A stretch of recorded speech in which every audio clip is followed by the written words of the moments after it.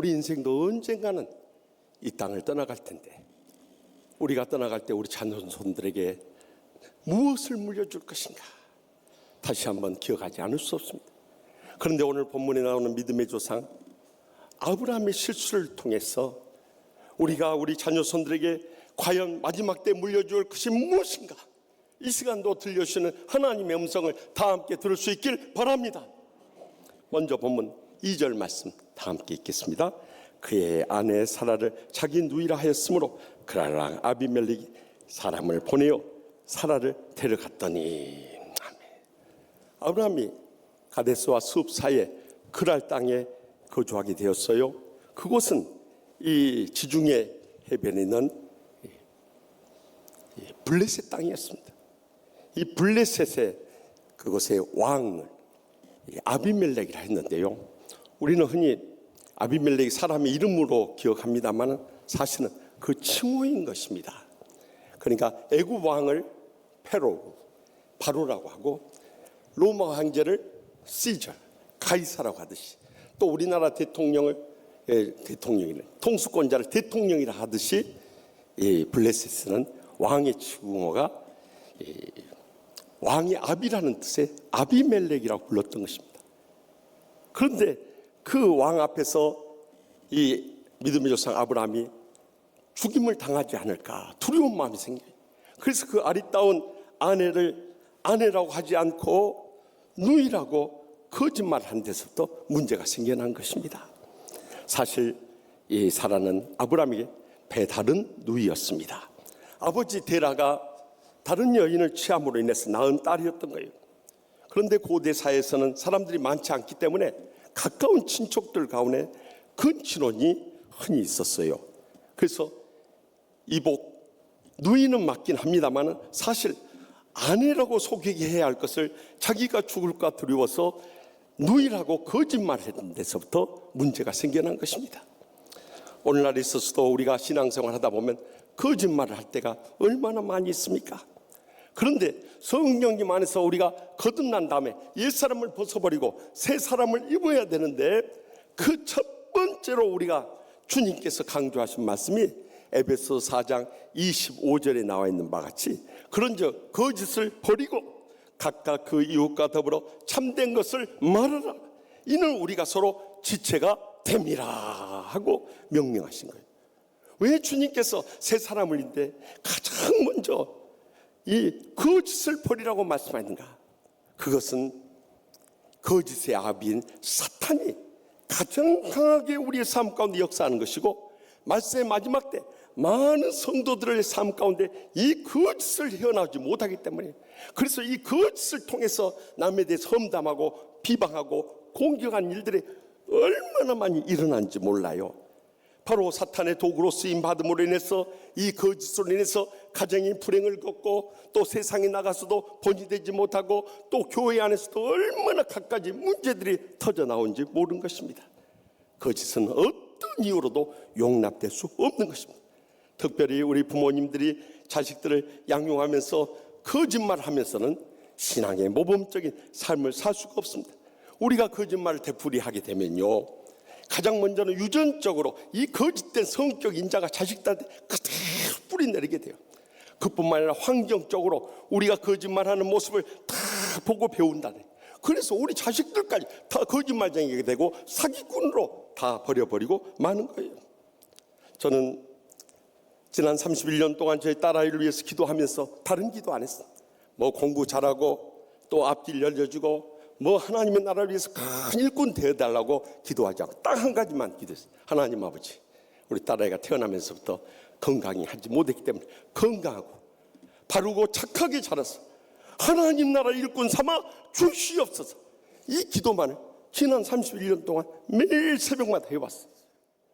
저는 우리 자녀들이 어떤 문제를 겪을 때 그것이 그들에게만 생겨난 문제가 아니라 우리 부모님의 문제라는 것을 심각하게 돌이켜볼 수 있길 바랍니다. 그 문제로 인해서 주님 앞에 엎어질 수 있길 바랍니다. 그 문제로 인해서 우리 부모님들이 동의하고 잡아갈 수 있길 바랍니다.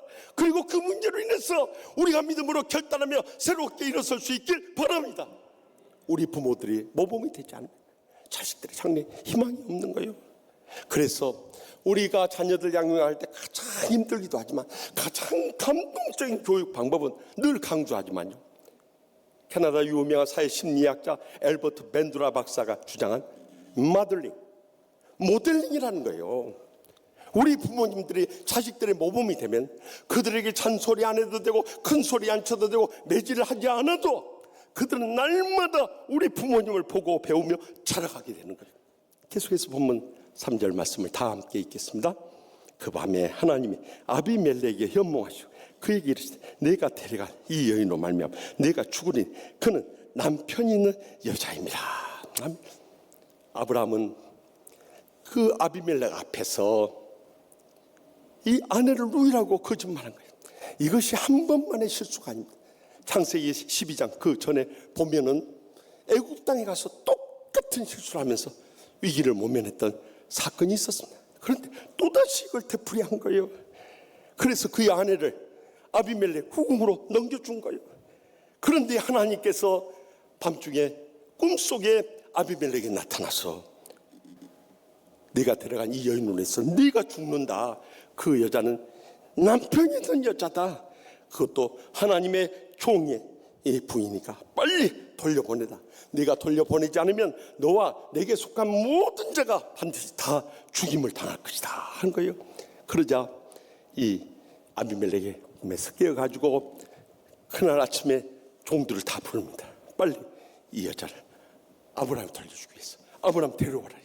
그래서 아브라함에게 네가 어찌하여 우리에게 이렇게 했느냐, 내가 무슨 죄를 저질렀다고 나와 내 나라를 이렇게 큰 죄에 빠지게 했느냐, 내가 합당하지 않은 일을 내게 행했도다 하면서 아주 호되게 아브라함의 야단을 칩니다. 여러분, 블레셋 아비멜렉은 아브라함의 거짓말로 인해서 상처를 받고 감정이 격해지게 된 거예요. 여기서 우리가 영적으로 받을 수 있는 이 레슨이 있다면요, 우리가 아무리 하나님의 의를 부르짖고 하나님 말씀대로 살고 하나님의 선을 행한다 할지라도 그것이 감동이 안 돼버리면 다 무너지고 만다는 거예요. 오늘날 말씀의 마지막 때 많은 사람들이 가정생활이나 세상생활이나 교회생활 가운데 실패하는 결정적인 원인이 어디 있는 줄 아십니까? 감동을 주지 못하고 감정을 사는 삶을 사는 거예요. 심지어 교회 안에서까지. 그러니까 가정에도 싸우고 직장에도 싸우고 세상에 싸웠는데 교회 안에서까지 왜 싸워야 돼요? 다 등을 돌려버리는 거예요. 여러분, 우리가 감정을 일으키는 것은 율법주의 사로잡히 기복신앙에 사로잡히 인본주의를 추구할 때 감정이 일어나요. 그러나 복음주의의 삶을 살아가면 감동이 일어나고 변화가 일어나고 열매를 맺게 되는 것입니다. 여러분, 감정과 감동은 이 자음, 두음, 철자 하나씩 두 가지 차이뿐입니다만 그 결과는 엄청난 차이가. 감정은 자기 자존심에 근거해서 자기가 육신적으로 이겨내려고 자기 목적 달성하려고 자기 세 과시하려고 자기 뜻대로 이루려고 자기 영광을 구하는 거예요.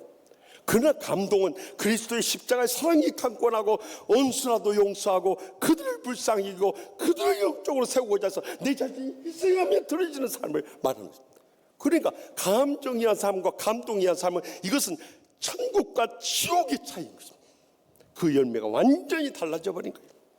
어렸을 때 자라면서 이렇게 보면 친구 집에 갔다가 가끔 그런 소리를 들었어요. 친구들이 실수로 그릇이나 컵을 깼을 때 그 부모님들이 예수 안 믿으니까 입에서 터지나 어메 죽겠는 거, 저런 환장하겠네, 저런 놈 처음부터 아주 징그럽다 징그러워.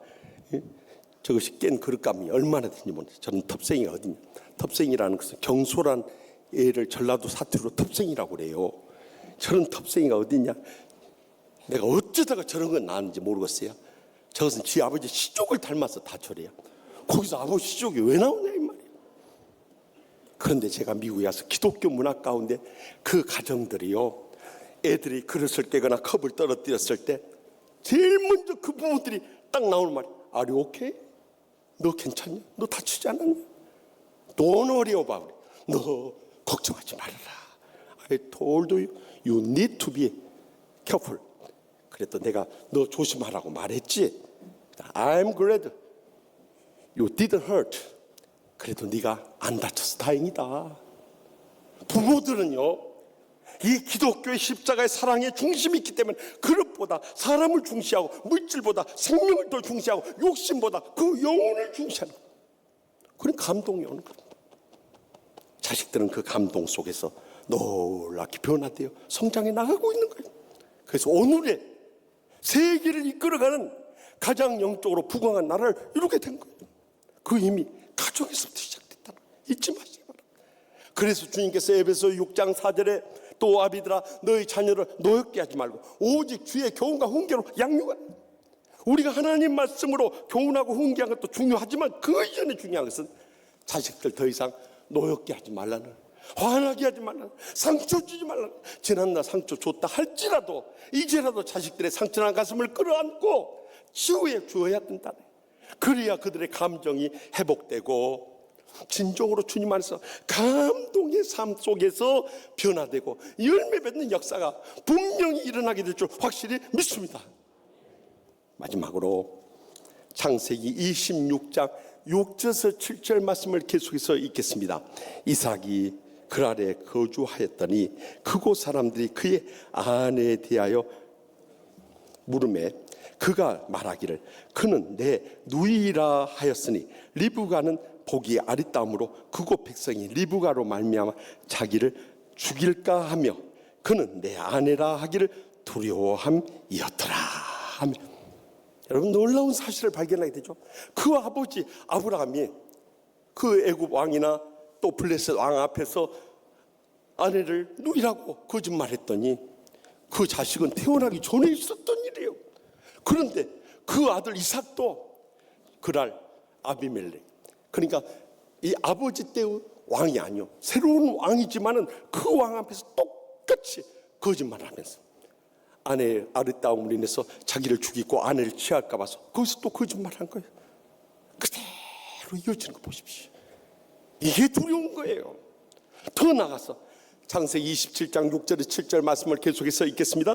리브가가 그의 아들 야곱에게 말하 이르되 내 아버지가 내 형 에서에게 말씀하시는 것을 내가 들으니 이르시기를 나를 위하여 사냥하여 가져다가 별미를 만들어 내게 먹게 하여 죽기 전에 요 앞에서 내게 축복하게 하라 하셨으니.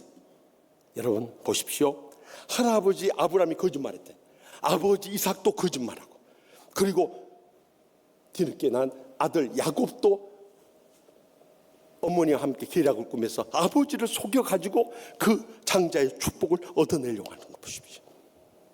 3대 1에서 그대로 거짓말이 재현되고 있는 거예요. 그 결과 야곱이 행복하고 축복되게 살았습니까?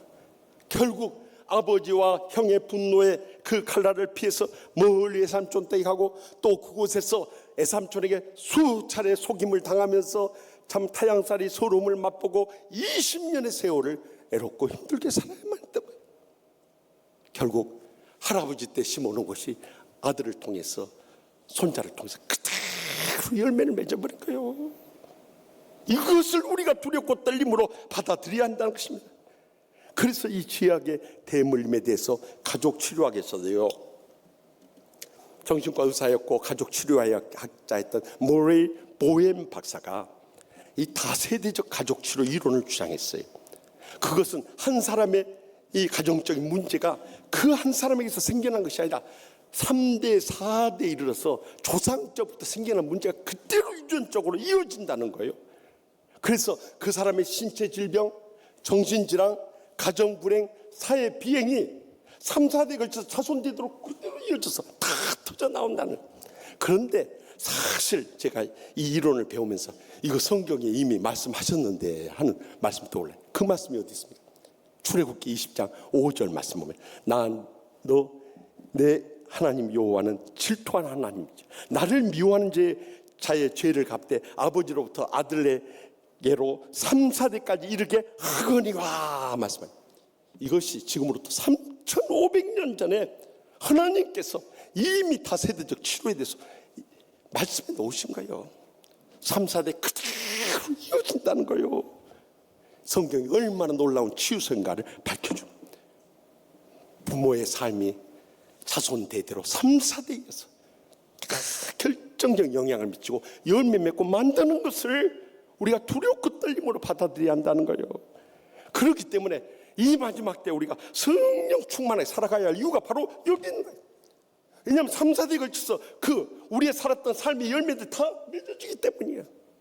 그런데 우리가 성령 충만하게 살지 못하고 세상 사람들 똑같이 그렇게 살아가면요, 결국에는 우리 자녀들이 우리의 뒤를 이어서 목사, 장로, 권사, 집사 돼서 마지막 때 사명을 감당하지 못하는 것은 말할 것도 없고 그 신앙 다 져버리고 그들의 삶 다 무너져버리고 마는 거예요. 말세 마지막 때 지금 한국교회는 큰 위기를 맞이하게 됐습니다. 그 위기를 흔히들 교회학교 교육에 있다고 말하는 사람들이 있습니다. 교회학교 교육이 잘못되어 있고 커리큘럼을 다시 조정해야 되고 가르치는 교사들이 사명을 가지고 가르치지 않으면 안 된다고 말하는데요, 저는 여기에 대해서 이유를 제기하고 있습니다. 오늘날 우리 자녀손들이 믿음으로 일어서지 못한 것은 교회 학교에 문제가 있는 것이 아니라 바로 우리의 가정에 문제가 있다는 것을 심각하게 받아들일 수 있기를 바랍니다. 왜 우리 자녀들이 영적으로 일어서지 못하고 믿음으로 살지 못하고 하나님 말씀 붙잡지 못하고 우리처럼 헌신하며 충성을 다하지 못합니까? 바로 우리 가정에 문제가 쌓여있기 때문에 그런 겁니다. 저는 지난주에 3부 예배 마치고 우리 치유하는 교회 와서 새가족부에서 가장 가슴 아픈 새신자를 맞이했어요. 중년 부인 한 분이 3부 예배 후에 등록을 했어요. 그래서 제가 어떻게 해서 오시게 됐나요? 하고 여쭤봤어요. 그 중년 부인이 앉은 채로 얼마 전에 죽은 아들의 엄마예요 하면서 통곡을 하면서 오열을 하는 거예요. 저도 한 말 못하고 그 등에 손을 얹고 간절히 기도했어요. 눈물로 기도했어요. 사실 그분은 어머니가 우리 교회 80이 넘으신 권사님 딸이었어요. 그 어머니 권사님 비가 오나 눈이 오나 성전에 와서 기도하고 또 가끔 기도 제목 가지고 와서 기도 받을 때 그분의 기도 제목 단 한 가지, 자녀손들 모두 다 믿음으로 일어서게 해달라고 그 기도하는 거예요. 근데 시집간 딸이 안 믿는 남편 만나서 온 가정 예수 안 믿으니 얼마나 마음에 걸렸겠어요. 결국 2년 전에 사랑하는 남편이 직장생활 하다가 갑자기 심근경색이 온 거예요. 쓰러졌는데 옆에 동료라도 있으면 119 구급대에 연락을 해가지고 응급처치를 할 수 있었을 텐데 아무도 돌봐줄 사람이 없어요. 골든타임을 놓치고 결국 그대로 세상을 떠나버렸어요.